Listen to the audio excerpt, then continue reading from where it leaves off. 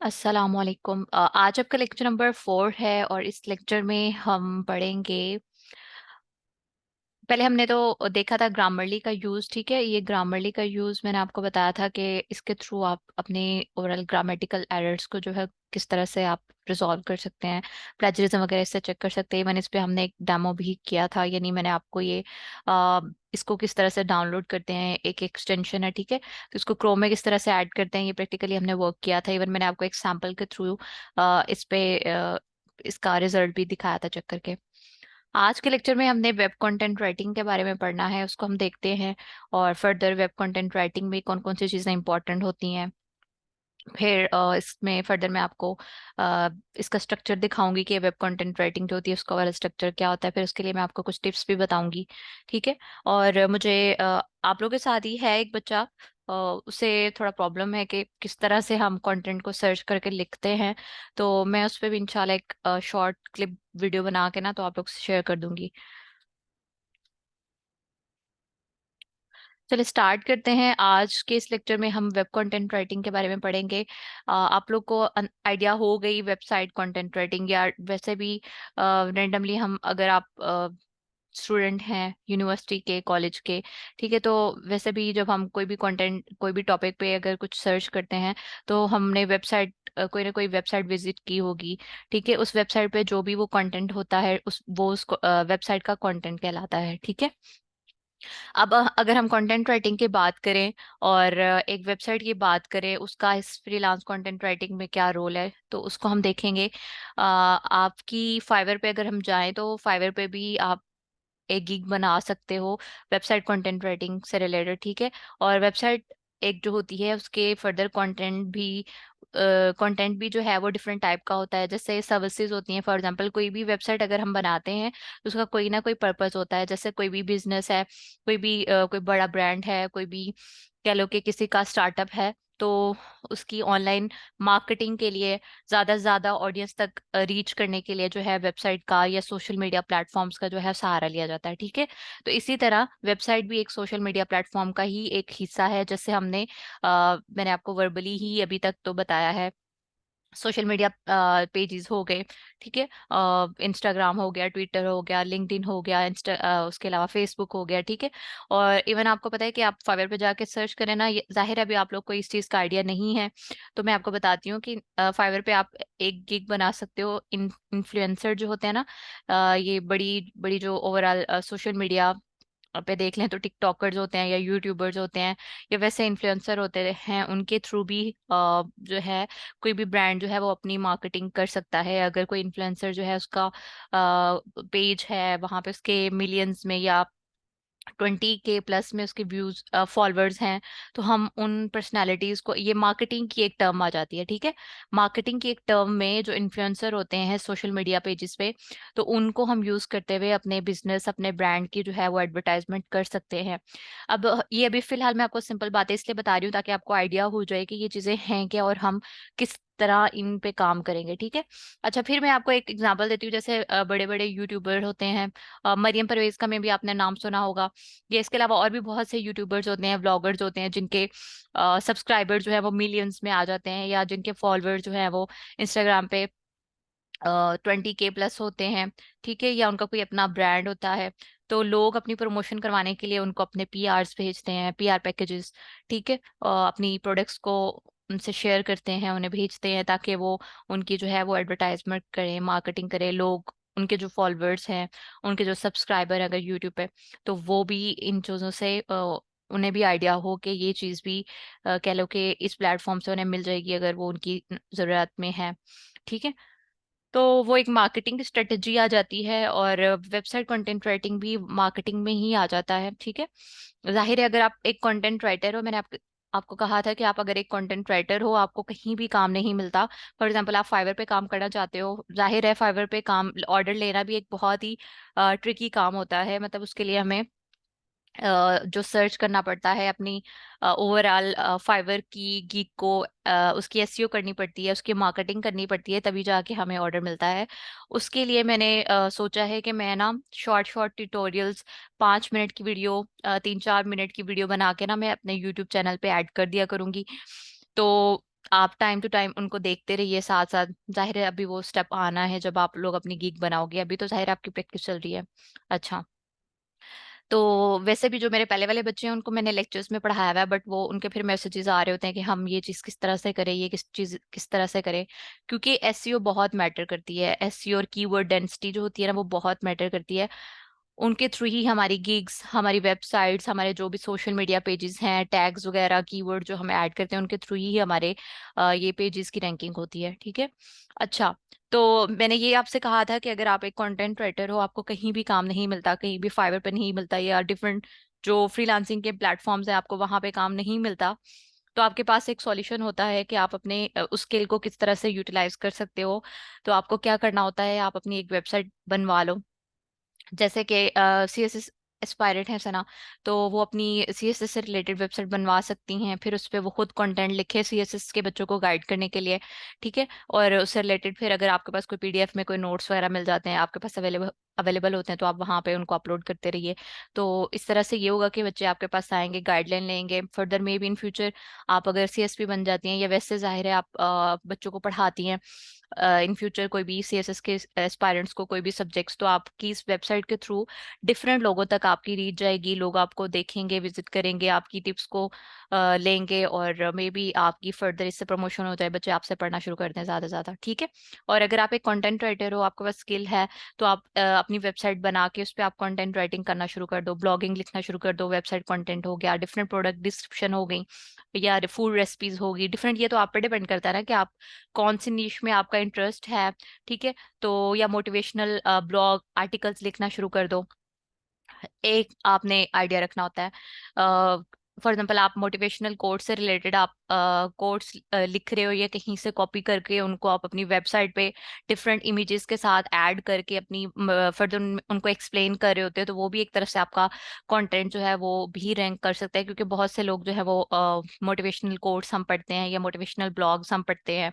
ठीक है। फिर आप जैसे कि मैंने सीएसएस का आपको आइडिया दिया, फिर या कोई ब्रांड है, तो जैसे ये छोटे छोटे बिजनेसेस, हाउस वाइफ्स जो है स्टार्टअप ले लेती हैं, कि बड़े बड़े ब्रांड जो होते हैं उनके वहां से सेल जब लगती है, वहां से कपड़े खरीद के वो अपना एक ब्रांड बना लेती हैं। नीलम कह लो के कलेक्शन, किरण कलेक्शन, फ्ला फ्ला फ्ला। तो आप लोग भी इस तरह से उनके ही बिजनेस को आप हेल्प कर सकते हो। अगर किसी को वेबसाइट का आइडिया नहीं है, तो आप उनसे कॉन्ट्रैक्ट कर लो, उनसे बातचीत करो, डिस्कस करो कि हम आपके बिजनेस की मार्केटिंग करेंगे। तो इससे आपकी प्रमोशन तो होगी ही होगी, आपकी वेबसाइट रैंक करेगी ही करेगी, आप बल्कि उनसे भी उल्टा मतलब सैलरी लोगे। जाहिर है आप उनके बिजनेस की प्रमोशन कर रहे होगे।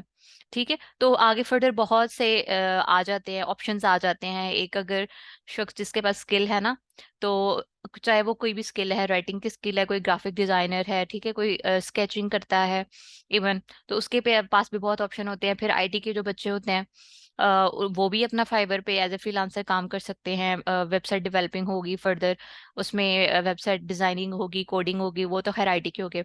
इवन दो ये जो इंजीनियर्स होते हैं, तो इंजीनियर्स नो डाउट अगर कहीं उनकी जॉब लगी हुई है गवर्नमेंट सेक्टर में, या कहीं भी प्राइवेट वो जॉब कर रहे हैं, या बाहर किसी मुल्क में जाके वो एज ए इंजीनियर जॉब कर रहे हैं, तो वो अपनी वेबसाइट बना के वेबसाइट पे भी लोगों से ऑनलाइन जो है लोगों के साथ काम कर सकते हैं, लोगों को अपनी सर्विसेज वो दे सकते हैं। तो इससे उनकी प्रमोशन होगी, और मे बी इन फ्यूचर उनको बाहर की कंपनी कोई हायर कर ले उनकी उस वेबसाइट के थ्रू उनसे रीच करके। ठीक है। तो आगे जाहिर है ये टेक्नोलॉजी का दौर है, ये हम पर डिपेंड करता है कि हम कितना ज्यादा चीजों को एक्सप्लोर करते हैं। कोई भी कह लो कि जो बड़े बड़े पाकिस्तान में बैठे हैं फ्रीलांसर्स, जो टॉप रेटेड फ्रीलांसर है, लेवल 1 के हैं, लेवल 2 के हैं, तो वो भी तो हम में से ही हैं। ठीक है। हम भी उनके जैसे ही इंसान है, वो भी हम जैसे इंसान है। तो वो क्यों इतना आगे बढ़ गए हैं? क्योंकि कोई भी चीज हमें उस वक्त नहीं मिलती जब हम उसको गेन करने के लिए, उसको जानने के लिए, उसमें फर्दर उसको एक्सप्लोर करने के लिए स्ट्रगल नहीं करते, हार्ड वर्क नहीं करते। ठीक है। हम उसको जानने की कोशिश नहीं करते, या हम उसके उसमें इंटरेस्ट नहीं लेते। ठीक है। इंटरेस्ट जो है वो सबसे बड़ी बात होती है। अगर आप इंटरेस्ट नहीं लोगे एक चीज में, चाहे वो आपकी स्टडीज है, आपकी जॉब है, या आपका कोई भी बिजनेस है, या आपकी कोई स्किल है जिसको आप मजीद पॉलिश करना चाहते हो, बगैर पैशन के, बगैर इंटरेस्ट के आप उस चीज को फर्दर कंटिन्यू नहीं कर सकते। सबसे पहली चीज, आप जो भी काम करें उसमें आप अपने इंटरेस्ट को डेवलप करें। अगर इंटरेस्ट डेवलप हो जाएगा, यकीन करें आप अगर जीरो पे हैं तो आप कहाँ से कहाँ चले जाएंगे आप ये खुद भी नहीं सोच सकते। अगर मैं यहाँ आज खड़ी हूँ ना, तो इसके पीछे भी एक राज है। मतलब मैं, जाहिर है मेरा बैकग्राउंड साइंस का है, मैंने बीएस ऑनर्स जोलॉजी किया था, बट मैं इस तरफ कैसे आई वो भी एक, कह लो कि मेरे लिए एक डिफरेंट ट्रैक था। मुझे उसका कह लो कि मुझे स्टिमुलस कहाँ से मिला, जब मैं यूनिवर्सिटी लेवल पे थी तो मैंने रैंडमली एक फेलोशिप ट्रेनिंग प्रोग्राम था। जैसे ये कॉन्फ्रेंसेस होती हैं ना, 2 2 3 3 दिन की वर्कशॉप्स होती हैं, तो इस तरह वो एक कोर्स था, बट उसका ड्यूरेशन आई थिंक 1.5 महीना 2 महीना था। तो मैंने ऐसे ही वो ज्वाइन कर लिया। वहां पे हमें उन्होंने मतलब इस तरह से थोड़ा अवेयरनेस दी फ्रीलांसिंग से रिलेटेड, बट जाहिर है वो नई चीज थी, दिमाग में वो बातें गई नहीं, ना समझ आया कुछ। और लेकिन ये कि डिफरेंट ट्रेनर्स आते थे, हर एक ट्रेनर अपना अपनी फील्ड में स्पेसिफाइड था। ठीक है, तो वहां से उन्होंने ये कि हमें असाइनमेंट्स वगैरह, मतलब एक medium.com है जिस पे मैंने आप लोग को प्रोफाइल बनवाई, तो उन्होंने उस पे कहा था कि आप उसको अकाउंट बनाओ उस पे, और उस पे थोड़ा बहुत कंटेंट लिखो, आप अपनी राइटिंग जो आपकी स्किल्स हैं, या वैसे अगर कोई जिसमें राइटिंग स्किल नहीं भी है तो वो वहाँ पे एक्सप्लोर करे। तो खैर वो हमने किया, और उसके बाद जी मतलब मेरा खुद उसमें इंटरेस्ट डेवलप हुआ कि मैं भी फ्रीलांसर बनना चाहती हूँ। मेरे भी मतलब माइंड में आया कि मुझे भी फ्रीलांसिंग करनी है, बट नई चीज़ थी, नहीं जानती थी कैसे करनी है। तो मेरा ये कि पैशन था कि मुझे ये करना है, और मेरा इंटरेस्ट था। और यकीन करिए आज मैं यहाँ पे खड़ी हूँ ना, मैंने कोई किसी इंस्टीट्यूट से ट्रेनिंग नहीं ली है, मैंने कोई किसी से नहीं सीखा। मैं यूट्यूब पे जाती थी, खुद सर्च करती थी, खुद चीज़ों को एक्सप्लोर करती थी, तभी मैं इतना कर पाई। और अभी मैं यूनिवर्सिटी के 6 सेमेस्टर में ही थी, तो मैंने यूके बेस्ड कंपनी के साथ, जो यूके की कंपनी है, उनके साथ मैंने 6 माह कॉन्ट्रैक्ट पे जॉब की थी एज ए उनके वेबसाइट कंटेंट राइटर। ठीक है, तो कुछ भी कर सकता है। इवन आज के दौर में मैट्रिक पास बच्चे, एक है खलीलुर रहमान, है यूट्यूबर भी है, ब्लॉगर भी है, फ्रीलांसर भी है। उसकी अगर मैं प्रोफाइल का लिंक आपसे शेयर करूँ, या उसकी अगर मैं आपको बाय बताऊं, तो खलीलुर रहमान, जाहिर है हमारा एनवायरनमेंट बहुत मैटर करता है। अगर हम जिस एनवायरनमेंट में रहते हैं, हमें गाइड करने के लिए कोई हो, हम में से अगर हमारे जो छोटे बहन भाई हैं या हमारे कजन्स के बच्चे हैं, तो वो, अब हम इस स्टेज पे हैं, अगर हम उन्हें उस उनके इसी लेवल पे आके उन्हें गाइड करेंगे, तो जो जब वो मैट्रिक के लेवल तक जाएंगे या इंटरमीडिएट लेवल तक जाएंगे, तो वो बिल्कुल डिफरेंट होंगे हमसे, क्योंकि उन्हें वो वाला एनवायरनमेंट मिलेगा जो मतलब हमें नहीं मिला था। तो वो हमसे पहले या बहुत ही कम एज में, टीन एज में वो एक कह लो कि हाई लेवल पे पहुंच जाएंगे। तो इन्वायरमेंट भी नो डाउट बहुत मैटर करता है। खैर वो खलीलुर रहमान जो है, उनका तो जाहिर है फैमिली एनवायरमेंट इस तरह का था। तो वो बंदा जो है वो मैट्रिक से जो है एज ए फ्रीलांसर काम कर रहा है, और आज वो बहुत बड़ा फ्रीलांसर है। वो पेड कोर्सेज देता है, इतने महंगे महंगे उसके पेड कोर्सेज होते हैं, डॉलर्स में वो बच्चों को मतलब उसके होते हैं कोर्सेज। और वैसे उसका यूट्यूब चैनल भी है, डॉक्टर भी वो बन रहा है, एमबीबीएस भी है, ब्लॉगर भी है, यूट्यूबर भी है, बहुत इतना। अब उसकी एज आपको मैं बताऊं तो 22 साल उसकी एज है। अब इसमें इस एज में आके वो महीनों, एक महीने का लाखों कमा रहा है, और मे भी उसकी कितनी ज्यादा सेविंग्स होंगी, और वह है भी अच्छी फैमिली से। तो वो तो कह लो कि अपनी 25 एज में जाके वो बिलीनियर बन जाएगा, या 30s में जाके वो बिलीनियर बन जाएगा। तो बहुत कुछ कर सकते हैं, बट बात ये है कि आपका पैशन होना चाहिए, इंटरेस्ट होना चाहिए। अब यकीन करें, मुझे बिल्कुल भी ये सेशन देते हुए मतलब इतना मेरा पैशन नहीं है जितना मैं अपने फर्स्ट बैच और सेकंड बैच को पढ़ाते हुए था। क्योंकि आप लोग एक तो 3 4 बच्चे, और अगर आप लोगों में से यकीन करें एक बच्चा भी डेली बेसिस पे रेगुलर आएगा ना, तो मैं उसको उसी स्टैमिना से पढ़ाऊंगी। क्योंकि मुझे पता है कि मेरे पास एक भी बच्चा आ रहा है तो उसने ज़ाहिर है मुझे पे किया, तो मुझे उसे पढ़ाना है, मेरी ये ड्यूटी है। बट आप लोगों में से कभी एक बच्चा आ रहा है, कभी दूसरा बच्चा आ रहा है, कभी कोई कोई भी नहीं आ रहा। इवन कल क्लास हो रही थी तो कश्यप आई है, कश्यप की जाहिर है कंटेंट राइटिंग ये नहीं करी। तो अब मैं बैठी थी कि मैं किसको पढ़ाऊं। फिर मैंने सोचा चलो मैं रिकॉर्डिंग कर लूंगी। तो वो भी मैं कैसे करती। तो इस वजह से फिर कल भी क्लास नहीं हुई, और इससे पहले भी 3 से 4 छुट्टियां हो गई। यानी सेशन आपका कब से शुरू हुआ और अब तक सिर्फ आपकी 3 क्लासेस हुई हैं। तो जब तक एक बच्चा खुद ही नहीं करना चाहता, तो ट्रेनर या कोई जो गाइड करने वाला आता है, वो जितना भी उस बच्चे के लिए कर ले, तो वो नहीं आगे जा सकता, जब तक कि एक बंदा खुद ही नहीं करना चाहता, खुद ही सरवाइव नहीं करना चाहता उस एनवायरनमेंट पे। खैर बहुत लंबा लेक्चर हो गया आई थिंक सो बातों का। चलिए स्टार्ट करते हैं। What is web content writing? बातें समझ आई हैं या ऊपर से गुजर गई हैं? जी मैम, आएंगे समझ बातें। मतलब ये कि आप कुछ भी करना चाहते हो ना, तो आपको खुद से उसको एक्सप्लोर करना है, उन चीजों को खुद सर्च करना है। जाहिर है टेक्नोलॉजी का दौर है, तो अगर कोई हमें कितना भी बताए, जैसे मैं आपको बताती हूँ, मेरा काम आपको एक ट्रैक पे लेके आना है, आपको गाइड करना है, बट फर्दर आप अगर उसमें प्रो बनना चाहते हो, आप एक्सपर्ट बनना चाहते हो, अपनी स्किल्स को मजीद पॉलिश करना चाहते हो, तो आपको उसके लिए हार्ड वर्क करना होगा, यानी फर्दर चीज़ों को सर्च करना होगा, हाउ नो लेनी होगी, क्या चल रहा है, कैसे आप इस फील्ड में फर्दर आगे मूव कर सकते हो। ठीक है, चलिए जी स्टार्ट करते हैं। What is web content writing? Web content writing मैंने सिंपल बताई थी कि जाहिर है एक वेबसाइट है, तो ऑनलाइन ही हम एक वेबसाइट को रन कर रहे होते हैं। तो ऑनलाइन जब भी हम कोई भी कंटेंट लिखते हैं किसी न किसी पर्पस के लिए, जैसे सोशल सोशल मीडिया मार्केटिंग के लिए, कोई भी ब्रांड की मार्केटिंग के लिए, या आप कोई भी कह लो कि बिजनेस है उसको फर्दर जो है उसको प्रमोट करना चाहते हो, तो उस पर्पस के लिए जो हम कंटेंट राइटिंग करते हैं किसी भी वेबसाइट के थ्रू, तो वो आपकी क्या कहलाती है जी? Website content writing. ठीक है, अब हम इसकी एग्जांपल डेफिनेशन देखें तो वेब कंटेंट राइटिंग या वेब कॉपी राइटिंग भी इसको बोलते हैं। ठीक है, is the process of writing online content. ठीक है, ऑनलाइन कंटेंट हम लिखते हैं। एड कॉपी, जैसे एडवर्टाइजमेंट होगी, सोशल मीडिया पोस्ट होगी, जैसे आपके सोशल मीडिया पेजेस हैं, इंस्टाग्राम हो गया, फिर आपके फेसबुक हो गया। ठीक है, इसके अलावा और भी बहुत से पेजेस हैं, जैसे अब पिनरेस्ट बहुत आगे जा रहा है।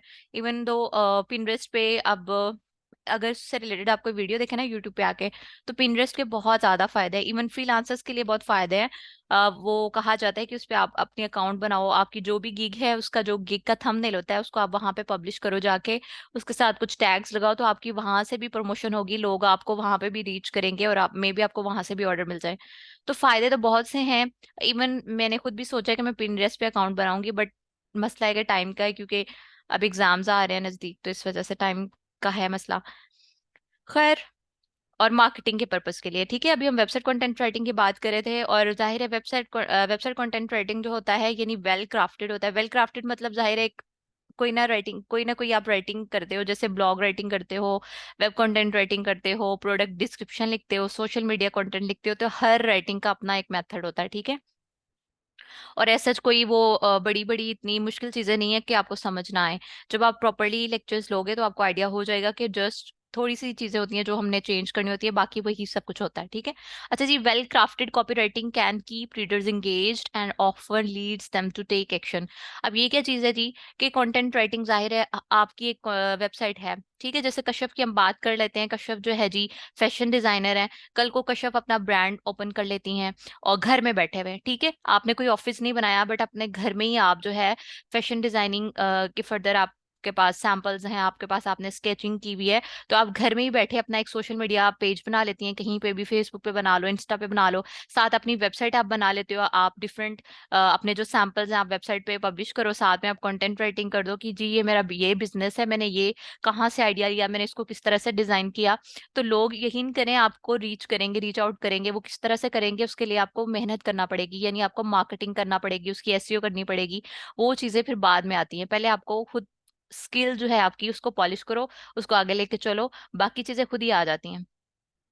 ठीक है, अच्छा जी, वेल क्राफ्टेड कॉपी राइटिंग होती है, और वेबसाइट का जो कंटेंट होता है वो इस तरह से हमें लिखना होता है कि जब कोई शख्स हमारी वेबसाइट पे आता है कंटेंट पढ़ने, फॉर एग्जांपल जैसे मैंने मीडियम डॉट कॉम के बारे में आपसे आइडिया शेयर किया था कि आप उसको जाके पढ़ना। मैंने इवन आपसे एक ब्लॉग भी शेयर किया था कि आप लोग उसको जाके पढ़ना ब्लॉग को। ठीक है, अब उस ब्लॉग को जब मैंने आपसे शेयर किया, अगर वो अच्छा ना लिखा होता, ठीक है, इंगेजिंग ना होता, तो नो डाउट मैं भी उसको ना पढ़ती, आप लोग भी ना पढ़ते।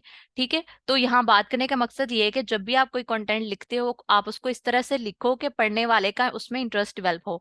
अब अगर आप कोई भी, मे भी अभी तक आपने कोई बुक नहीं पढ़ी, तो एक लिमिटलेस बुक है, एक एटॉमिक हैबिट बुक है, एक मैंने अभी आज ही शुरू की थी, रिच डैड पुअर डैड, बहुत अच्छी बुक है।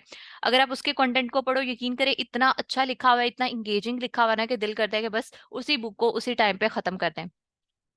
ठीक है, तो बुक्स जो है पढ़ना एक अच्छी आदत है। ओवरऑल बंदे का जो माइंड है वो डिफरेंट तरीके से मोल्ड होता रहता है, उससे एक्सपीरियंस होता रहता है, फिर वैसे भी हमारी कम्युनिकेशन में भी बुक्स पढ़ जो है वो हेल्प करती हैं, नॉलेज भी गेन होता है, हमें चीज़ों का और ज़्यादा आइडिया हो जाता है। और स्पेशली जो कंटेंट राइटर है उनके लिए तो बुक रीडिंग बहुत ही अच्छी है ना, क्योंकि हमें सेंटेंस स्ट्रक्चर जो है बनाना आता है, हमें डिफरेंट वोकैब वर्ड्स मिलते हैं।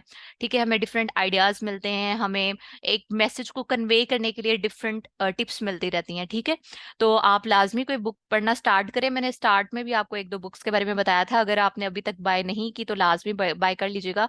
इवन आप ये बुक भी ले ले, rich dad poor dad, Kashyap आप भी ले लेना, बहुत अच्छी बुक है। और ये बुक्स जो मैं आपको बताती हूँ 2 से 300 तक आ जाती हैं, 250-300 तक आ जाती हैं, इतनी कोई महंगी भी नहीं है। इवन कश्यप आप अपने उधर गुजरावाला में भी बुक मंगवाना चाहते हो तो ऑनलाइन आप इल्मी बुक के थ्रू मंगवा सकते हो, इधर लाहौर में है उनका बुक शॉप है, तो उनका व्हाट्सअप होता है, वो कहीं भी आउट ऑफ सिटी किसी भी शहर में वो बुक्स भेज देते होते हैं। मैम, जी मैम जी। मैंने सुना था ये बीज हाउस गर्ल्स हॉस्टल में डिलीवर कर देते हैं हाँ बुक्स। हाँ, ये बुक्स डिलीवर कर देते हैं। ये कौन जी बात, मैम, थैंक। ये अच्छा अच्छा नूर बात करिए। जी मैम, जी मैम, मैं आपकी बहुत बड़ी फैन हूँ। मैं आपका कोर्स ले चुकी हूँ। तो मैम आप बहुत अच्छा मोटिवेट करती हैं बच्चों को। मैं मुझे भी बहुत मोटिवेशन आ रही है। चले ठीक है, आप भी लिया करो। अच्छा, तो बुक्स लाजमी पढ़ा करे। इवन नूर मैं मंगवा दूंगी आपको बुक्स, सना भी अपनी बच्ची है जो अभी क्लास में फिलहाल है। खैर तो वो रिच तो डैड पुअर डैड बहुत अच्छी बुक है। हाँ जी। अच्छा जी, हम वेबसाइट कंटेंट राइटिंग की बात कर रहे थे, तो वेबसाइट कंटेंट जब हम एक वेबसाइट बनाते हैं उस पर हम कंटेंट लिखते हैं तो उसका मकसद ही यही होता है कि लोग हमारे उस कंटेंट को एक्सप्लोर करें, उससे मोटिवेशन लें, और उन्हें जो हम इंफॉर्मेशन कन्वे करना चाह रहे होते हैं उन्हें इसका आइडिया भी हो जाए कि वाकई ये जो बंदा बात कर रहा है वो ऑथेंटिक है, उसका कह लो कि उसकी एक बेस है, एक कह लो कि उसका ऑथेंटिक सोर्स है। ठीक है। तो वेबसाइट तभी आपकी फर्दर जो है वो उसकी रैंकिंग हो पाएगी, लोग जो है आपसे कांटेक्ट करेंगे। फॉर एग्जांपल आपका जैसे कश्यप का है जी बिजनेस, फैशन डिजाइनिंग का उसका बिजनेस है, तो लोग तभी उसकी वेबसाइट को देखेंगे जब उनका कंटेंट अच्छा होगा, इंगेजिंग होगा, आप लोगों को कहोगे कि जी आप एक बार मेरा जो है ब्रांड उसको आके आप रीच आउट करो, इनको आके देखो, मेरे सैंपल्स को देखो। ठीक है, या मैं आपसे अपने सैंपल्स शेयर करती हूँ, आप आपको देखो, डेफिनेटली अगर आपका काम अच्छा होगा, आपने दिल से किया होगा, तो आपको वो हायर कर सकते हैं। ठीक है। अच्छा जी, हम कुछ एग्जांपल्स देख लेते हैं। फॉर एग्जाम्पल है जी प्रोडक्ट ब्राउचर्स होते हैं, जैसे डिफरेंट प्रोडक्ट्स होती हैं उनकी हम मार्केटिंग करने के लिए ब्राउचर्स बनाते हैं, फिर हम इंस्टाग्राम पे पोस्ट करते हैं, फेसबुक पे पोस्ट करते हैं, यहाँ आप डिफरेंट वेबसाइट्स को जब ओपन करते हो तो वहाँ पे भी एडवर्टाइजमेंट आ रही होती है, कोई एकेडमी की आ रही होती है, कोई ब्रांड की आ रही होती है। ठीक है। या फिर कोई कॉस्मेटिक्स की प्रोडक्ट्स होती हैं, परफ्यूम्स होते हैं, इवन इलेक्ट्रॉनिक्स से रिलेटेड आपको डिफरेंट एडवर्टाइजमेंट्स मिलती हैं। वो सब किस चीज़ की गेम है, वो सिर्फ और सिर्फ मार्केटिंग की, एसईओ की गेम है। जो हमें अगर हम स्टडी से रिलेटेड भी कोई वेबसाइट ओपन कर रहे होते हैं तो अक्सर हमें वहां पे ब्रांड्स, ये क्लोदिस जो होते हैं, ये लाइमलाइट सफायर वगैरह, इनकी हमें वहां पे एडवर्टाइजमेंट शो हो रही होती हैं। तो वो खैर मार्केटिंग की बहुत सी आगे फर्दर कैटेगरीज हैं, तो आपको उनका आइडिया हो जाएगा। फिर है जी स्लाइड प्रेजेंटेशन है। ये कुछ एग्जांपल है वेब कंटेंट राइटिंग में कि आप अगर आपकी अपनी वेबसाइट है तो वहां पे लोगों को आप ये सर्विसेज दे सकते हो। ठीक है, आप अपनी वेबसाइट बनाओ, आप उन्हें सर्विसेज दे सकते हो कि मैं आपके लिए ब्राउशर्स डिजाइन कर सकती हूँ, या ब्राउशर्स के ऊपर जाहिर है कोई कोई कोई ना कोई कंटेंट लिखना होता है, आप उसकी सर्विसेज दे सकते हो। फिर स्लाइड प्रेजेंटेशन की आप सर्विसेज दे सकते हो, आप अगर इसमें आपको स्किल्स हैं, यानी फाइवर पे आप गिग बनाओ ना स्लाइड प्रेजेंटेशन, कि आप अपने क्लाइंट को स्लाइड प्रेजेंटेशन बना के दे सकते हो। अब क्लाइंट आपको कंटेंट प्रोवाइड कर देगा, अब ये आप पे डिपेंड करता है कि आप उसके कंटेंट को स्लाइड्स पे किस तरह से प्रेजेंट कर सकते हो। जैसे अब आपके सामने ये स्लाइड है आपके लेक्चर की, तो इस पे अब मैंने ये इमेज ऐड किया है, मैंने उस कंटेंट को किस तरह से वहां पे प्रेजेंट किया हुआ है, तो ये स्किल होती है, एक आर्ट होती है। फिर है जी इंडस्ट्री रिपोर्ट, जैसे बड़ी बड़ी बिजनेसेस होते हैं, कारखान बिजनेसेस होते हैं, और कह लो कि ब्रांड्स होते हैं, फिर जाहिर है उनके इंडस्ट्रीज होती हैं, तो उनका रिपोर्ट वर्क होता है, उनका राइटिंग वर्क भी होता है, तो वो भी वो जॉब मतलब हायर करते हैं लोगों के, वो उनका लोगों को हायर करते हैं कि वो उनकी रिपोर्ट्स को तैयार करें, उनकी ओवरऑल ईयरली रिपोर्ट होती है, मंथली रिपोर्ट होती है। तो उस ये वाली सर्विसेज भी आप घर में बैठे आप लोगों को दे सकते हो। इवन दो आपको पता है कि ये जो थंबनेल डिजाइनिंग होती है, यूट्यूब जैसे चैनल हम बनाते हैं, फॉर एग्जांपल मैंने एक चैनल बनाया, उस चैनल पे मैं वीडियो बना रही हूँ, बट मुझ में ये स्किल ही नहीं है कि मैं उसका थंबनेल बना सकूं, क्योंकि थंबनेल जो है वो बहुत इंपॉर्टेंट रोल प्ले करता है फर्दर, अगर आप चाहते हैं कि लोग आपकी वीडियोस को देखें। तो थंबनेल अगर कोई किसी को नहीं बनाना आता ना, तो आप इसकी भी सर्विस लोगों को दे सकते हो। आप किसी को थंबनेल, अगर आप लोगों में से कोई थंबनेल डिजाइन कर सकता है अच्छा, तो आप इसकी सर्विस दो, आप 200-300 रुपए में पाकिस्तान में आप आराम से किसी को थंबनेल बना के दे सकते हो। अगर आप फाइवर पे जाओ तो थंबनेल की सर्विस फाइवर पे अवेलेबल है, और इस पे गिग्स भी हैं, और इस पे ऑर्डर भी लोगों को इतने ज्यादा ज्यादा मिलते हैं। वहां मिनिमम बजट हमारा फाइवर पे जो बेसिक हमारा बजट होता है वो $5 होता है। अब आप $5 में एक थंबनेल किसी को बना के दे रहे हो घर में बैठे हुए, सिंपल से कोई ना कोई टूल यूज करते हुए, जैसे कैनवा मैंने आपको सिखाया था, कैनवा पे आप प्रैक्टिस कर सकते हो। जरूरी नहीं होता कि आप राइटिंग कर रहे हो तो आपको ये चीजें नहीं आनी चाहिए। आप यकीन करें, यहाँ अगर मैं बैठी हूँ तो मैं अपना यूट्यूब चैनल रन कर रही हूँ, तो उस पर मैं वीडियोस भी बना रही हूँ, मैं अपना थंबनेल खुद डिजाइन कर रही हूँ, मैं आप लोग की ये असाइनमेंट्स खुद बना रही हूँ, मतलब ये आपका जो लेक्चर है खुद मैं डिजाइन कर रही हूँ, सब कुछ मैं खुद कर रही हूँ। तो इतना कम से कम हमें आना चाहिए ये चीजें, ठीक है। और स्पेशली इस दौर में जो टेक्नोलॉजी का दौर है। फिर है जी, डिफरेंट केस स्टडीज होती हैं, जैसे लॉयर्स वगैरह होते हैं, तो आप उनको सर्विसेज दे सकते हो कि भाई मैं मुझ में राइटिंग स्किल्स हैं, मैं आपका ये काम कर सकता हूँ, तो क्यों ना आप मेरी सर्विसेज को एक बार लेके देखो, ठीक है। फिर है जी, फैक्ट शीट आप तैयार कर सकते हो एज ए कंटेंट राइटर, ठीक है। आप इसकी सर्विसेज दे सकते हो अपनी वेबसाइट के थ्रू, उसकी मार्केटिंग कर सकते हो अपने काम की। वेबिनार्स होते हैं, जैसे ऑनलाइन मीटिंग्स होती हैं, तो उनके लिए प्रेजेंटेशंस बनाना, उनके लिए आप अपनी स्किल्स को यूज करते हुए लोगों को सर्विसेज दे सकते हो। पॉडकास्ट होगी, उनका जो कंटेंट प्रिपेयर करना होता है वो भी एज ए कंटेंट राइटर आप उसको प्रिपेयर कर सकते हो। इवन आजकल जो आप अगर इंडिया का एक शो देखें, वो पॉप पॉप सिंगर जो हैं, जो रैपर जो है, उनका शो आजकल चल रहा है, मुझे शो का तो नाम नहीं याद आ रहा।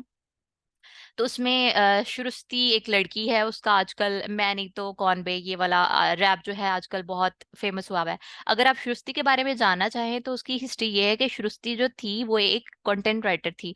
कंटेंट राइटर वो थी, जाहिर है उस बंदी में जब वो कंटेंट लिखती थी, जैसे आपके सामने में अभी हम कंटेंट राइटिंग का ही लेक्चर ले रहे हैं, तो वो शुरुश्री जो थी, जिस ब्रांड के लिए वो काम करती थी या जिस कंपनी के लिए वो काम करती थी, जस्ट वो एज ए कंटेंट राइटर थी। और जब एक कंटेंट राइटर प्रो बन जाता है ना, यकीन करें, उस वो वर्ड्स को इस तरह से यूज करता है जैसे वो डायरेक्टली किसी बंदे से लाइव बैठे बात कर रहा हो। उसका कंटेंट इतना वो कैची होता है, इतना उसने उन्होंने इतने अच्छे अच्छे वर्ड्स को यूज किया होता है, इतना उनका एक डिफरेंट ही स्टाइल बन जाता है। तो शुरुस्ती जो है उसने वहां से मोटिवेशन ली और आज वो रैपर रैपर बन गया है। सिर्फ और सिर्फ अपने उन्हीं उस कंटेंट राइटिंग स्किल को उसने इतना फर्दर पॉलिश किया, इतना उसने उसमें उसने एक्सपीरियंस लिया, इतना उसने उसको एक्सप्लोर किया कि आज वो खुद अपने सॉन्ग लिखती है और फिर उनको रैप करती है, ठीक है। और उसकी एज भी आपको पता है 21-22 है बस। अच्छा जी, फिर नेक्स्ट आपकी ओवरऑल लेक्चर को देखें, हम कंटिन्यू करें। तो इसमें है जी importance of web content writing. हाँ, एक और मैं आपको बात बता दूं।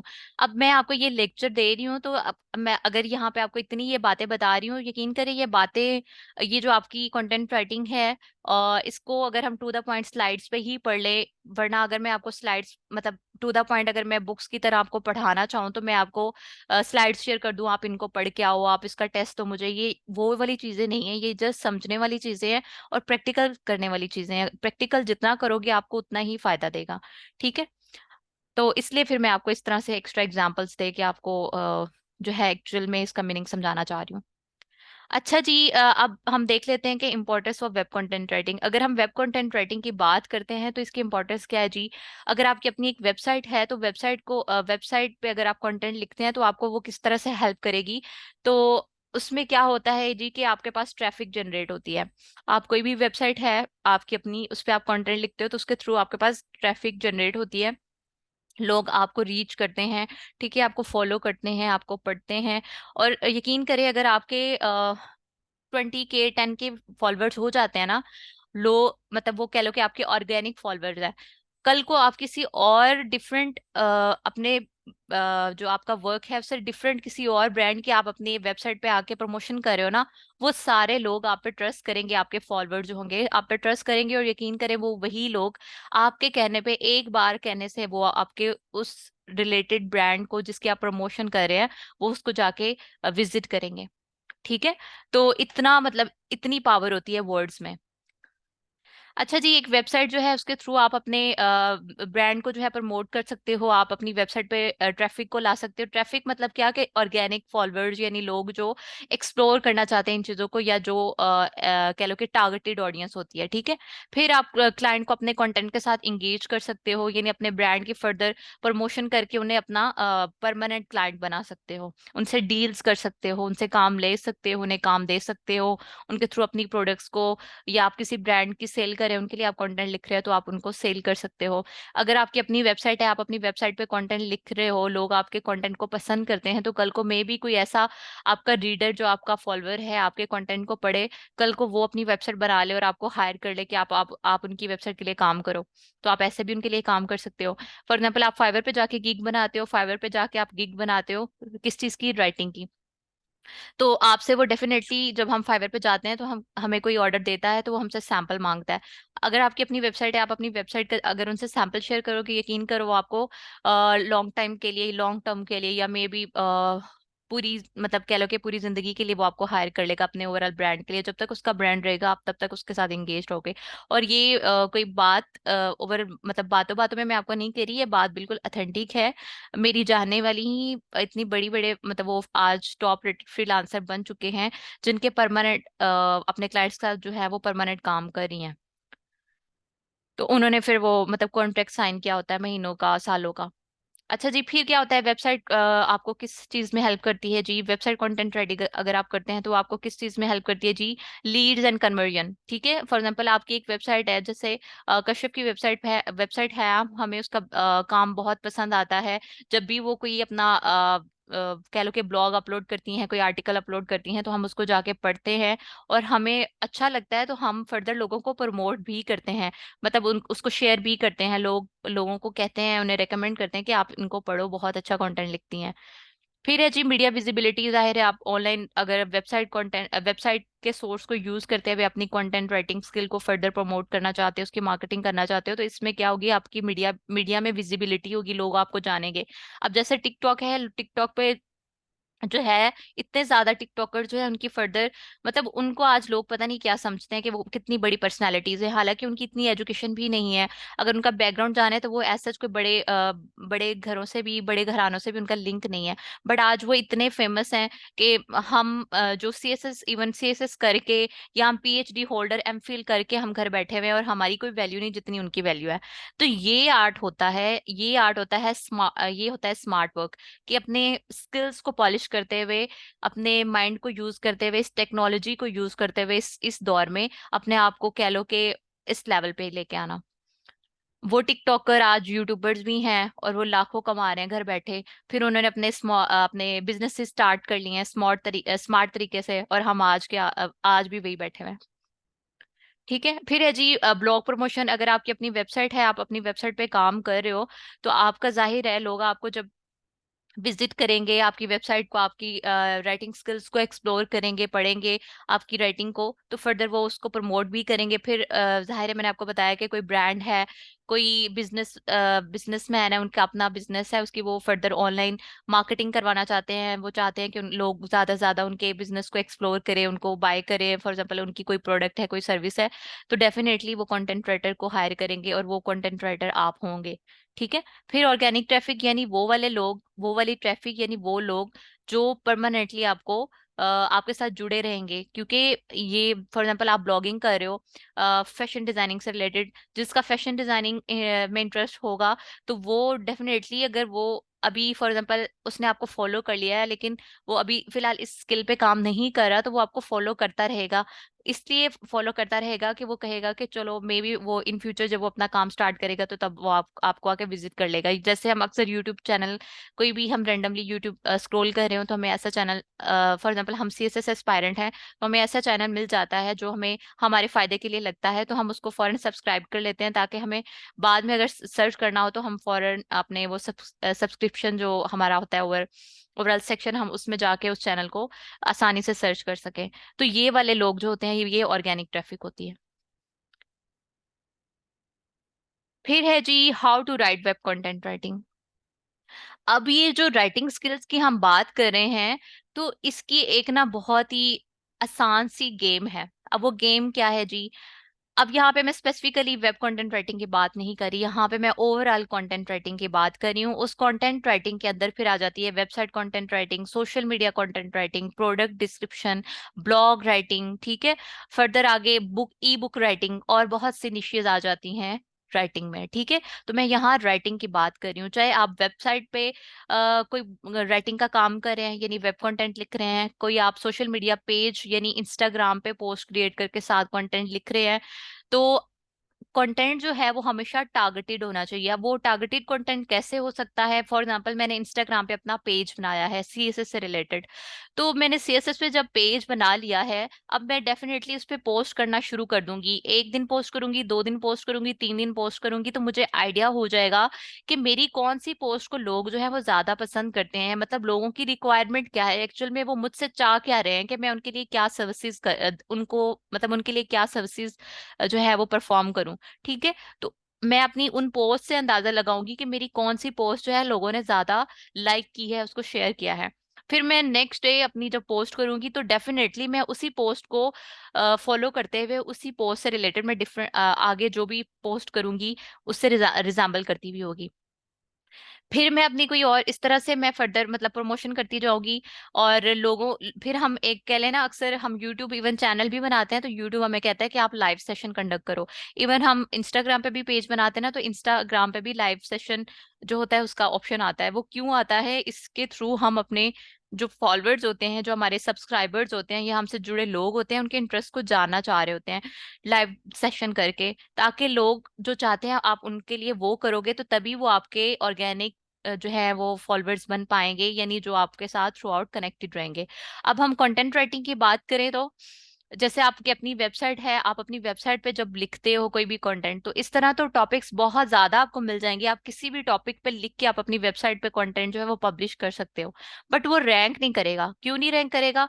क्योंकि हर एक का डिफरेंस जो इंटरेस्ट है वो डिफरेंट है। फॉर एग्जाम्पल आपसे जुड़े जो लोग हैं, जो आपका सर्कल है, उन लोगों का इंटरेस्ट डिफरेंट है, लेकिन जो आप जिस नीश पे काम कर रहे हो, जिस टॉपिक पे आप काम कर रहे हो, वो उनके इंटरेस्ट का ही नहीं है, तो आपका वो कंटेंट आई थिंक प्रमोट होने में उसको बहुत टाइम लगेगा। उसके लिए फिर आपको मार्केटिंग की, एसईओ की जरूरत पड़ेगी। लेकिन अगर आप चाहते हो कि आपका कंटेंट इस तरह से रैंक करे, यानी बहुत कम टाइम में रैंक करे, तो उसके लिए आपको लोगों के इंटरेस्ट को जाना बहुत जरूरी है। फॉर एग्जाम्पल जी कश्यप हैं, ये फैशन डिजाइनर, इनका अपना ये फैशन डिजाइनर है, इनका अपना बिजनेस है, और ये चाहती हैं कि मैं वेबसाइट बनाऊं और वेबसाइट फैशन डिजाइनिंग से रिलेटेड ही अपना ब्लॉग लिखती हैं, आर्टिकल लिखती हैं। अब इनको किस तरह से अंदाजा होगा कि ये कौन से टॉपिक पे, फैशन डिजाइनिंग में से फर्दर कौन से टॉपिक को चूज करें, कौन से टॉपिक सेलेक्ट करें कि लोग उनको पढ़ें और उनको एक्सप्लोर करें, फर्दर उनको विजिट करें उनकी वेबसाइट को?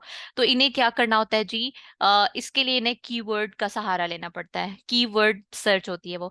अब ये कीवर्ड आप कहाँ से सर्च कर सकते हो? फॉर एग्जाम्पल फैशन डिजाइनिंग मेरा एक टॉपिक है, बट मैंने फैशन डिजाइनिंग से रिलेटेड कीवर्ड सर्च करना है जिसको लोग सर्च करते हैं। तो उसके लिए हमें एक टूल की जरूरत पड़ती है। वो टूल मैं आपको इंशाल्लाह नेक्स्ट आपकी जो कल की क्लास होगी उसमें मैं वो टूल यूज करना सिखाऊंगी, कि आपका जो फैशन डिजाइनिंग टॉपिक है उससे रिलेटेड आप कीवर्ड सर्च करोगे। ठीक है, वहां पे जब हम कीवर्ड सर्च करेंगे तो आपको मैं कंपटीशन बताऊंगी, आपको उससे रिलेटेड डिफरेंट कीवर्ड शो होंगे। आपको मैं कंपटीशन बताऊंगी, उससे रिलेटेड मैं आपको सर्चेस बताऊंगी कि फॉर एग्जांपल आप फैशन डिजाइनिंग में फर्दर काम करना चाहते हो तो कौन से टॉपिक पे लोग ज्यादा सर्च कर रहे हैं, फिर आप उसी टॉपिक को सिलेक्ट करोगे, उसमें से उस कीवर्ड को सिलेक्ट करोगे जिस पे लोग ज्यादा से ज्यादा सर्च करते हैं। फिर आप उस टॉपिक पे अगर लिख के अपने कंटेंट को पब्लिश करोगे अपनी वेबसाइट पे, तो डेफिनेटली वो रैंक करेगा। ठीक है, तो कंटेंट राइटिंग की सबसे बड़ी जो ओवरऑल प्रायोरिटी पे बात आती है वो यही है कि जो आप कंटेंट लिख रहे होते हो तो उसको लिखने का आपका कोई ना कोई पर्पस होना चाहिए। और जब आप लिख रहे हो, पर्पस तो आपको पता ही है, बट आपको लोगों के इंटरेस्ट का भी पता होना चाहिए कि लोग एक्चुअली में आपसे चाह क्या रहे हैं। ठीक है, फिर जैसे मैंने आपको बताया कॉम्पिटिटर रिसर्च, तो ये जब हम कीवर्ड सर्च करेंगे तो उससे ही आपको अंदाजा होगा कि लोग ओवरऑल मतलब कितनी सर्चेज उस पे करते हैं, या कितने लोग जो हैं ओवरऑल ऑलरेडी उस नीश पे काम कर रहे हैं। ठीक है, फिर है जी plan the content structure and outline. अब जाहिर है मैंने आपको बताया कि वेब कंटेंट राइटिंग आप कर रहे हो तो उसका एक अपना स्ट्रक्चर होता है कि आप फॉर एग्जाम्पल एक वेबसाइट पे आप ब्लॉग लिख रहे हो, तो आपने किस तरह से उस ब्लॉग को अट्रैक्टिव बनाना है। स्टार्ट में आपने किस तरह से एक इंगेजिंग सेंटेंस लिखना है, फिर आप स्टार्ट में किस तरह से एक क्वेश्चन से स्टार्ट करो कि लोगों के माइंड में मे बी वो ऑलरेडी क्वेश्चन हो, या आप खुद से ये क्वेश्चन को जनरेट करो खुद से, और उस क्वेश्चन को वहां पे स्टार्ट में आप ऐड करो लीडिंग सेंटेंस के तौर पर, और साथ में फिर खुद से ही उस क्वेश्चन का आंसर करोगे। तो मतलब इससे क्या होगा कि लोगों की इंगेजमेंट, आप लोगों के इंटरेस्ट को ग्रैब कर रहे होते हो। ठीक है, उनको इमोशनली, उनको मेंटली तौर पे उनके जो है टैकल कर रहे होते हो आप। ठीक है, तो जब भी आप कंटेंट लिखते हो तो आपको उसके लिए पहले तो रफ ड्राफ्ट बनाना पड़ता है, यानी आपका एक फैशन डिजाइनिंग टॉपिक है तो उस पे आपने कीवर्ड सर्च कर लिया, कीवर्ड पे मटेरियल सर्च कर लिया। तो अब जाहिर है आप सबसे पहले आप फैशन डिजाइनिंग पे ब्लॉग लिख रहे हो तो आपको सबसे पहले क्या लिखना होगा? फैशन डिजाइनिंग है क्या। आपको पहले, सबसे पहले उसके बारे में बताना होगा। ऐसा नहीं होगा कि आप फैशन डिजाइनिंग है कि ये बताओ ही ना और रैंडमली आप कुछ ना कुछ लिखना शुरू कर दो। तो लोगों को जब फैशन डिजाइन का ही नहीं पता कि ये है क्या चीज, तो आगे जो आप कंटेंट लिखेंगे तो वो किस तरह पढ़ेंगे फिर आपका कंटेंट, उसका तो इंटरेस्ट ही नहीं डेवलप होगा। लेकिन अगर आप स्टार्ट में ही फैशन डिजाइनिंग के बारे में बताते हो भाई कि ये फैशन डिजाइनिंग ये चीज है और इसके बारे में मैं फर्दर आपको ये चीजें बताने जा रही हूँ और आप इसको एंड तक पढ़ना, ठीक है, तो डेफिनेटली वो आपके कंटेंट को पढ़ेंगे। रीडर जो होगा उसका इंटरेस्ट, आप रीडर होगा या क्लाइंट होगा उसका इंटरेस्ट डेवलप होगा कि मुझे इस कंटेंट में, इस ब्लॉग में कुछ ना कुछ इन्फॉर्मेशन मिलेगी, और डेफिनेटली वो आपका कंटेंट पढ़ेगा, ठीक है। अच्छा, जब भी आप कोई अपना फाइनल कंटेंट ब्लॉग जब आप तैयार कर रहे होते हो, यानी आप लिखना स्टार्ट करते हो, तो उससे पहले आपने एक रफ ड्राफ्ट बनाना होता है, मतलब आपने एक स्केच बनाना होता है माइंड में, या रफ में, रफ आप अपनी नोटबुक को यूज करते हुए बनाएंगे कि मैं स्टार्ट में इंट्रो लिखूंगी।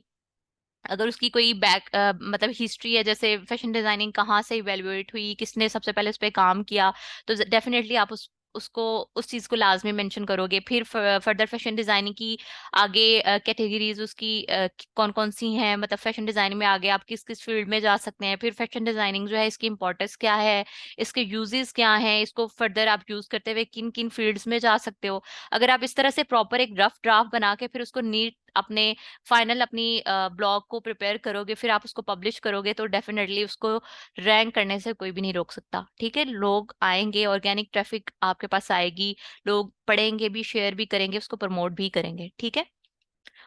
फिर हम यहाँ कंटेंट, वेबसाइट कंटेंट राइटिंग की बात कर रहे हैं, तो वेबसाइट कंटेंट राइटिंग में मैंने आपको बताया था कि जब आप अपनी फाइनल ब्लॉग और कंटेंट को प्रिपेयर कर रहे होते हो, कर लेते हो, तो आपको क्या करना होता है, प्रूफ रीड करना होता है, एडिट करना होता है अपने कंटेंट को। अब ये प्रूफ रीड क्या है और एडिट क्या है, यानी जाहिर है जब हम एक बार अपना रेंडमली कंटेंट को लिख रहे होते हैं स्टार्ट टू एंड, हमने कंटेंट ब्लॉग लिख लिया, ठीक है, तो नो डाउट हम इंसान है तो मिस्टेक्स होती हैं, कहीं लोगों का होता है कि उनके स्पेलिंग मिस्टेक्स होती हैं, कहीं ना कहीं हमारा ग्रामेटिकल एरर आ जाता है, कहीं ना कहीं हमारे वर्ड रेपिटेशन आ जाती है, सेंटेंस हम कहीं से जो है वो प्रॉपर, जहाँ पे एक सेंटेंस को लिखना था वो नहीं लिख पाते, या ओवरऑल हमारे पैराग्राफ जो है वो प्रॉपर अलाइन नहीं होते, ठीक है। तो प्रूफ रीडिंग एडिटिंग का मतलब यही होता है, ठीक है।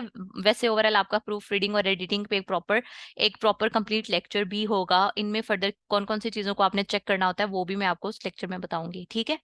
फिर है जी प्लेजरिज्म चेकर। अब ये प्लेजरिज्म क्या है, कंटेंट राइटिंग में आप जो भी कंटेंट लिखते हो, कोई भी कंटेंट लिखता है, कोई भी शख्स लिखता है, तो उसका कंटेंट यूनिक होना चाहिए, उसका अपना कंटेंट होना चाहिए, ठीक है, उसने कहीं से भी कॉपी ना किया हो।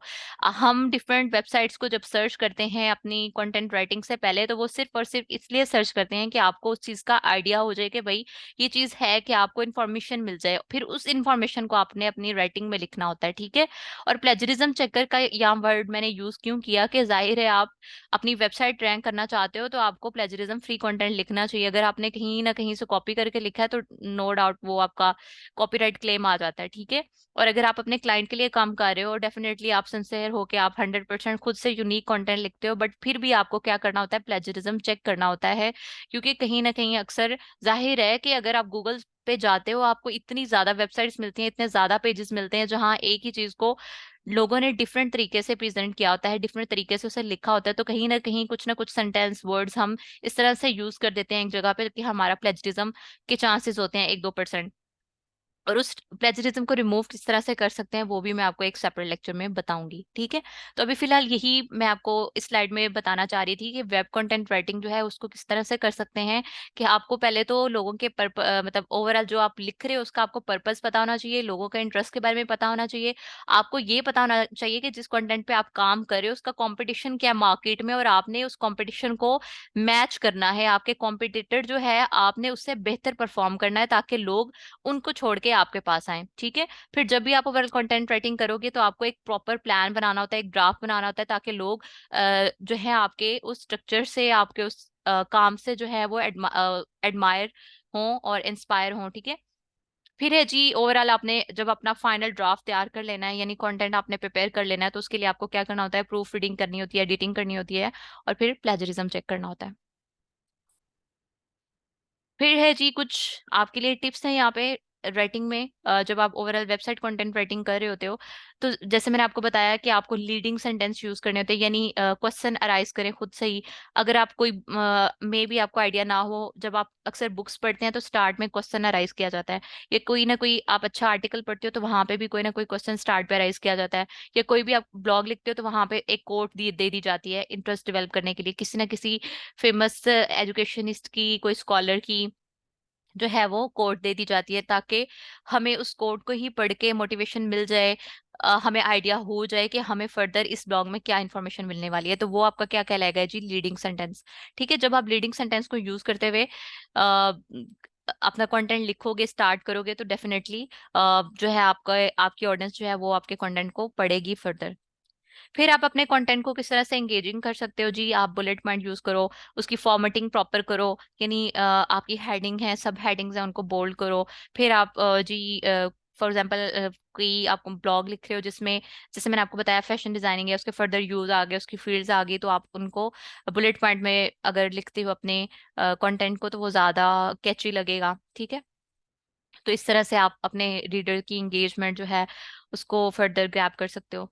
फिर है G B concise and clear, यानी जब भी आप राइटिंग का काम करते हैं, अब यहाँ पे मैं सिर्फ वेब वेब कंटेंट राइटिंग के लिए नहीं कह रही कि बी कंसाइज एंड क्लियर, यानी जब भी आप कंटेंट राइटिंग की बात करें, तो कंटेंट राइटिंग एक अच्छा राइटर वही होता है जो बात को कंसाइज करके क्लियरली स्ट्रेट फॉरवर्ड एक बात को करता है, टू द पॉइंट बात करता है। इसलिए अगर हम एसईओ राइटिंग की बात करें तो उसमें भी यही बात आपको कही जाती है कि हमेशा जब भी आप कोई बात करो, एक सेंटेंस में एक बात करो, to the point straightforward बात करो, और सिंपल वर्ड्स को यूज करते हुए बात करो। ऐसा जो आपको यहाँ पे एडवांस वो कैब भी यूज नहीं करनी होती, क्योंकि अगर आप वेबसाइट बना रहे हो तो वो वेबसाइट पे आके कोई अगर ब्लॉग पढ़ा है तो आपको नहीं पता वो किस लेवल का है, वो उसको समझ वो आ भी रहा है या नहीं आ रहा। ठीक है, नो डाउट जो बड़ा कोई पढ़ा लिखा होगा या कोई कह लो कि इस फील्ड में होगा, तो उसको नो डाउट समझ आ जाएगी। ठीक है, अगर कोई मिडियोकर है, मतलब overall for example matric graduate है, उसका अपना एक बिजनेस है, या मैट्रिक करके लोग फॉर एग्जाम्पल कोई अपनी वेबसाइट बना लेता है, और वो आपके अपनी जो फील्ड है उससे रिलेटेड वो कंटेंट सर्च करता है, और आप ही उसके टारगेट कह लो कि कस्टमर हो, या आपकी वेबसाइट टारगेट हो जाती है, जिसको वो आके पढ़ना शुरू कर देता है, तो मे बी आपका कंटेंट उसे समझ ना आए आपकी एडवांस वोकैबलरी की वजह से, तो इससे आपकी वेबसाइट पे नेगेटिव इम्पैक्ट पड़ेगा, आपके कंटेंट पे नेगेटिव इम्पैक्ट पड़ेगा, उनको समझ ही नहीं आएगी, तो फिर वो किस तरह से आपके फर्दर कंटेंट को पढ़ेंगे। ठीक है, तो इसलिए कहते हैं कि जब भी कंटेंट राइटिंग करो, उसे हमेशा सिंपल वर्ड्स में इंगेजिंग करके लिखो, और ऐसा जो आपको एडवांस वोकैब भी यूज नहीं करनी होती है, और जब भी आप कोई भी सेंटेंस लिखो, एक सेंटेंस में एक ही बात करो। ठीक है, फिर है जी avoid weak words. Weak words मतलब ये कि जैसे this is this is my website. अब ये जैसे वीक सेंटेंस है, जैसे हम बचपन में एसेज लिखा करते थे, this is a book, this is my book, इस तरह करके ना। तो वो वाले मतलब एक फॉर एग्जांपल दिस वर्ड है या ही शी वर्ड है, तो इस इन वर्ड्स को आपने बार बार यूज नहीं करना। ठीक है, फॉर एग्जांपल आप एक जैसे उम्र एक कह लो कि पर्सन है, उसपे हम उसकी बायोग्राफी लिख रहे हैं, तो आप एक जगह पे उम्र लिखोगे, फिर आप उसके बारे में लिखोगे ही, फिर आप कोई किसी और तरीके से उसको जो है वो फर्दर उसको कह लो कि एक सेंटेंस में उसके बारे में लिखने के लिए कोई और वर्ड यूज करेंगे, कोई फिर अगले सेंटेंस में कोई आप कोई और वर्ड यूज करोगे। तो मतलब वर्ड रेपिटेशन नहीं करना, वीक वर्ड यूज नहीं करना है, जिससे आपके कंटेंट की एंगेजमेंट जो है वो कम हो जाए। तो इसलिए मैं कहती हूँ कि आप जो है वो ब्लॉग्स पढ़ो अपने, ओवरऑल medium.com पे जाके आप ब्लॉग पढ़ो। आप ओवरऑल मैंने इंडिया की एक दो वेबसाइट आपको बताई थी, आप उनसे जाके ब्लॉग पढ़ो। तो अगर आपको नहीं भी आइडिया, तो मैं ग्रुप में मजीद क्लास के बाद लिंक शेयर कर देती हूँ, तो आप वहां से ब्लॉग पढ़ो, या आप डिफरेंट बुक रीडिंग करो, तो आपको उससे अंदाजा हो जाएगा कि आप किस तरह से जो है अपनी राइटिंग को अट्रैक्टिव बना सकते हो। फर्स्ट डे जब लेक्चर हुआ था तो मैंने उसमें यही बताया था कि अगर आपके पास राइटिंग स्किल नहीं है और आप चाहते हैं कि आपकी राइटिंग स्किल जो है वो फर्दर बेहतर हो, डेवलप हो, तो उसके लिए आपको क्या करना होगा? आपको ज्यादा से ज्यादा पढ़ना होगा, लिखना होगा, प्रैक्टिस करनी होगी, तभी आप कर पाओगे। ठीक है, फिर जैसे ऑलरेडी मैंने आपको बताया कि शॉर्ट सेंटेंसेस हों। फिर कीवर्ड का मैंने आपको बताया कि टारगेटेड, अगर आप चाहते हैं कि आप ऑडियंस को टारगेट करें, लोग आपको पढ़े, तो फिर उसके लिए आपको कीवर्ड का यूज करना पड़ता है, और कीवर्ड सर्च हम कल करेंगे। फिर यूज मोर एक्टिव सेंटेंसेस। ये नहीं डायरेक्ट बात करनी है आपने, ये नहीं कि बात को घुमा फिरा के बात करनी है। जैसे active voice passive voice sentences होते हैं, यहाँ पे वही सेंटेंसेस की बात हो रही है कि आपने एक्टिव वॉइस सेंटेंसेस को यूज करना है, डायरेक्ट बात करनी है, ना कि ये घुमा के बात करनी है कि जो समझ ही ना आए। फिर हम अगर वेबसाइट कंटेंट राइटिंग की बात करें, तो वेबसाइट कंटेंट राइटिंग का अगर स्ट्रक्चर है तो उसमें हमने किस तरह से लिखना होता है कि हमने एक ब्लॉग लिखा है एक वेबसाइट के लिए, तो हमने स्टार्ट पे इंपॉर्टेंट इंफॉर्मेशन देनी होती है, और वहां पे जैसे मैंने आपको बताया, आपको कोई ना कोई क्वेश्चन अराइज करना होता है खुद से, who what when where why ना हाउ। ठीक है, इस तरह के अगर आप वर्ड्स को यूज करके अपनी ऑडियंस को एंगेज करोगे या उनके माइंड में एक क्वेश्चन अराइज करोगे, तो डेफिनेटली वो उसका आंसर लेने के लिए उसको पढ़ने मतलब फर्दर पढ़ेंगे। ठीक है, तो आप जब अपना वेबसाइट कंटेंट राइटिंग करोगे, तो वेबसाइट कंटेंट राइटिंग के स्ट्रक्चर में सबसे पहले बात यही आती है कि आपने स्टार्ट में इंपॉर्टेंट इन्फॉर्मेशन बता देनी होती है, ताकि लोगों के माइंड में स्टिमुलस चला जाए या उनका इंटरेस्ट डेवलप हो जाए कि भाई जिस चीज के लिए मैं सर्च कर रहा था या मैं ढूंढ रहा था उससे रिलेटेड इन्फॉर्मेशन वो मुझे यहाँ पे मिल रही है। और एक दो लाइन पढ़ने से वो क्या होगा कि वो आपकी वेबसाइट पे ही रुका रहेगा और फर्दर आपकी वेबसाइट को एक्सप्लोर करेगा, आर्टिकल्स को देखेगा, तो डेफिनेटली वो आपके कंटेंट को पढ़ेगा। फिर ओवरऑल एक्स्ट्रा एक चीज, फॉर एग्जांपल एक ब्रांड है, उसके बारे में आप सर्विस दे रहे हो, ठीक है, एक ब्रांड की सर्विस के लिए आप ब्लॉग लिख रहे हो, आर्टिकल लिख रहे हो, तो आपने स्टार्ट में इंपॉर्टेंट इन्फॉर्मेशन बता रही या खुद से उस ब्रांड से रिलेटेड आपने क्वेश्चन अराइज कर दिया, तो वो आपने स्टार्ट में क्वेश्चन लिखा, फिर आपने उसके बारे में थोड़ी इन्फॉर्मेशन लिखी, और जाहिर है जो आप सर्विस पे ब्लॉग लिख रहे हो, तो मजीद उसकी जो एक्स्ट्रा एडिशनल इन्फॉर्मेशन होगी वो आप मिड में लिखोगे। ठीक है, ये हम मैं किसका स्ट्रक्चर बता रही हूँ आपको, वेबसाइट कंटेंट राइटिंग का। तो मिड में आप क्या लिखोगे, एक्स्ट्रा एडिशनल इन्फॉर्मेशन लिखोगे, और लास्ट पे आप लीस्ट जो इंपॉर्टेंट इन्फॉर्मेशन उस कंटेंट उस ओवरऑल जिस भी टॉपिक पे आप लिख रहे हो, तो लीस्ट इंपॉर्टेंट इन्फॉर्मेशन आप हमेशा लास्ट पे लिखोगे। ठीक है, स्टार्ट में लिखने का मकसद यही है कि अगर कोई किसी की वेबसाइट पे कोई ब्लॉग पढ़ने आता है, तो वो डेफिनेटली जब आपके ब्लॉग को स्टार्ट से ही एक दो लाइन में पढ़ेगा, अगर आपका जो है कंटेंट वो कैची नहीं है, अट्रैक्टिव नहीं है, तो डेफिनेटली वो उसको नहीं पड़ेगा, उसको जो है वहां से चला जाएगा, कोई और कोई दूसरी वेबसाइट को जाके विजिट करेगा। ठीक है, तो इसलिए कहा जाता है कि वेबसाइट जो है उसका कंटेंट जो स्टार्ट होता है, मोस्ट इंपॉर्टेंट जो एसेंशियल इंफॉर्मेशन होती है वो आपको स्टार्ट पे देनी होती है।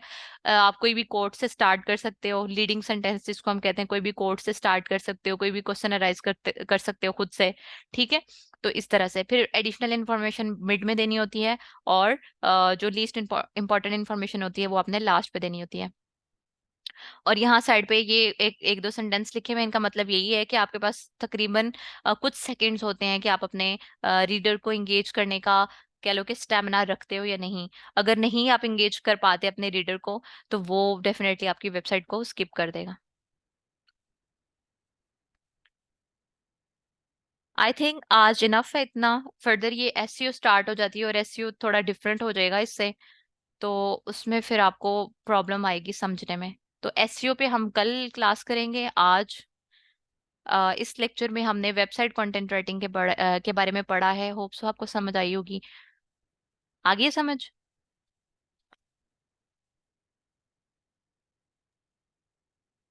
जी मैम आ गई है। सना? जी आ गई है समझ। हाँ जी।